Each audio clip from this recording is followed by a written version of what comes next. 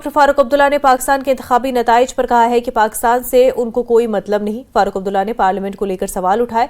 दिल्ली में एक प्रोग्राम के दौरान फारूक अब्दुल्ला ने कहा कि पार्लियामेंट में अपोजिशन मुजस्मे है, उन्हें बोलने नहीं दिया जाता। आप बोल नहीं सकते, आपका सवाल उठता नहीं है। हम बैठे हैं मूर्तियों की तरह वहां पे, तमाशा है, जमाना देखते हैं।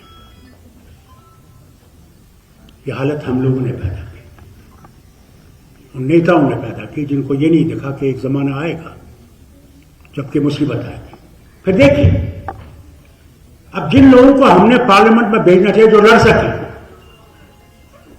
उसके बजाय हम उनको चुनते हैं जो हमारी तारीफ न करें। इन्हें क्या कह रहे हैं, ये वो है, और लीडरों को मक्खन लगाए दिन रात कि हमारी कुर्सी बन जाए।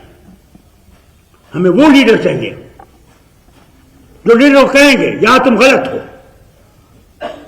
और इसको ठीक करने का रास्ता ये है। वो नहीं चाहिए कि आप डूबते जाओ और जब तक आप डूब नहीं जाओगे तब तक आपसे कहें बिल्कुल ठीक है, चलते जाए। जम्मू कश्मीर